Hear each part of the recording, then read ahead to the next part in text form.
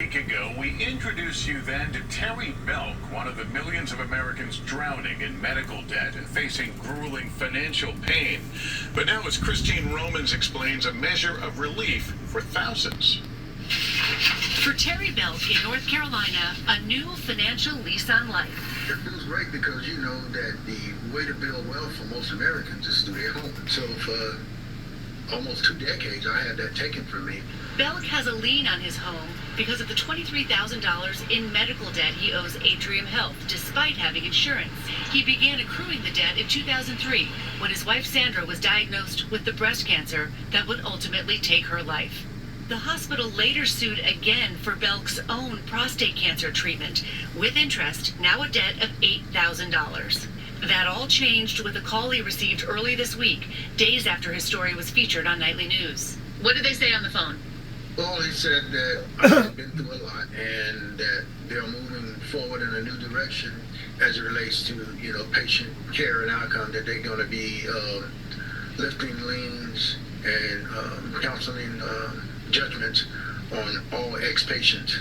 For Terry and thousands of others, Atrium's parent, Advocate Health, now announcing it is canceling all judgment liens previously placed on homes and real estate as part of its efforts to collect unpaid medical bills, and that it will also forgive the outstanding debts associated with those liens. We are sick and tired of waiting. Rebecca Cerise is a healthcare advocate in North Carolina.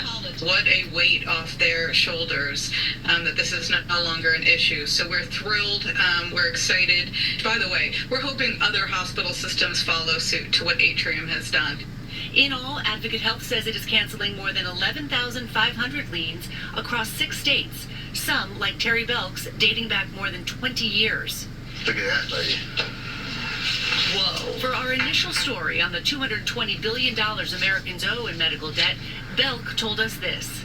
I'm sure I'm going to take this debt into the afterlife.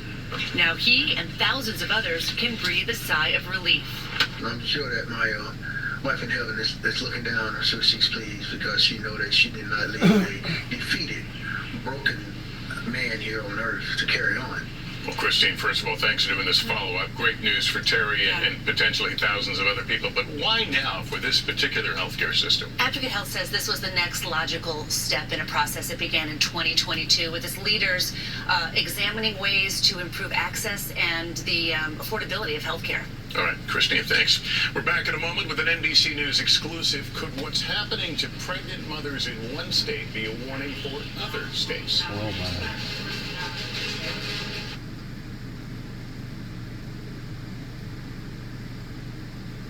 Exclusive about the maternal mortality.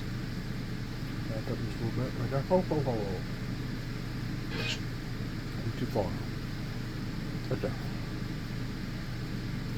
We are back with an NBC News exclusive about the maternal mortality crisis unfolding in Texas and fears that the near total ban on abortion there could push pregnancy-related deaths even higher. Zincle Asamoah reports. What was your first pregnancy like? It was just so textbook. But Caitlin Cash's subsequent pregnancies were anything but. In 2023, the 37-year-old from Texas almost died, giving birth to her healthy daughter. I just kept laying there thinking, I'm never going to name that baby. After her placenta failed to deliver, Caitlin says she continued bleeding and, according to her doctor, needed a D&C, which is often part of an abortion but can be necessary in other circumstances. Caitlin says she waited more than an hour for doctors to do the procedure, but her condition continued to deteriorate until she lost consciousness and needed a blood transfusion. Wow. She says the delay was later explained by a social worker. She just kind of goes, oh, yeah, we don't do D&Cs anymore. Caitlin nearly became part of an alarming trend. A new analysis of CDC data from the Gender Equity Policy Institute, exclusive to NBC News, reveals Texas saw a 56% rise in maternal mortality between 2019 and 2022. Wow. That's compared to an 11% uptick nationwide. Every demographic went up, but the biggest increase was among white women, up 95%. Texas passed a near total abortion ban back in 2021. 13 other states followed suit after the Dobbs decision. Is Texas a bit of a canary in the coal mine when it comes to this issue? We have to pay attention to the data coming out of Texas. Texas, I fear, is a harbinger of what's to come. In Texas, abortions are still allowed to save a pregnant woman's life. You have practiced in women's health for over a decade. How does it feel for you working out of Texas now? Very different. Doctors, like Leah Tatum, are advised to use their best judgment. But if a court later rules they got it wrong, they risk losing their medical license, life in prison, or $100,000 in fines. Is it clear to you when you can perform an abortion and when you cannot? No.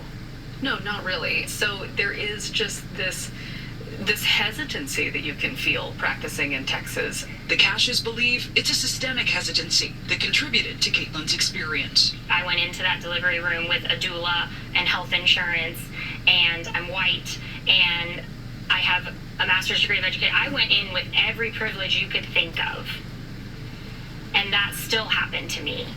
Now, Caitlin advocates for abortion rights. What do you feel when you look at your daughter? I feel deeply saddened and guilty about the future that I'm giving her. I get up every day and I tell these stories and I relive this trauma. It's because I'm going to tell her that I did everything I could for her. Zinklea Samoa, NBC News, Austin, Texas. We will take a short break here. When we come back, baseball's newest legend now in a league of his own. Ohtani! The greatest day in baseball history! To me, Harlem is... I want to say,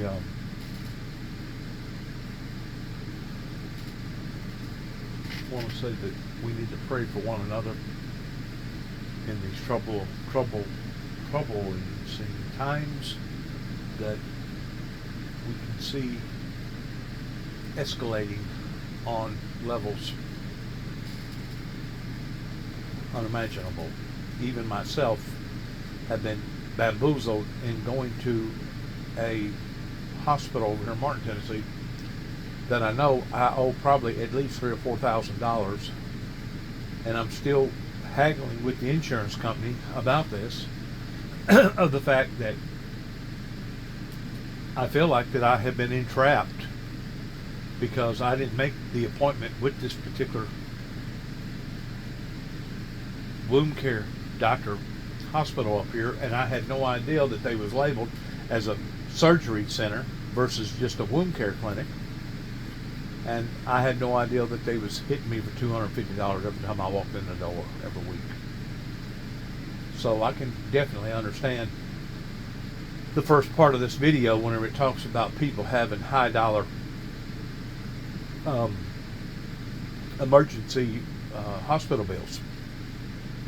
And really, truly, I thought that Obama had passed some sort of a law to the degree that because you owe a hospital bill, that they can't just come and snatch you out of your house and put you out on the street somewhere toward being homeless over a bill. I thought that that had been federally passed during Obama's administration. I may be wrong about that, but I've heard that more than once, that they can't just come and basically execute you over a bill, over an emergency bill.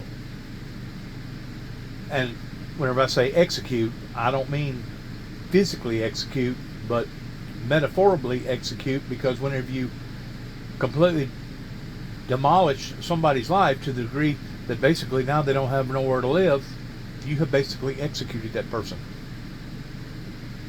Good luck to all of us. God bless America. God bless our troops. And heaven please help us all. Shalom.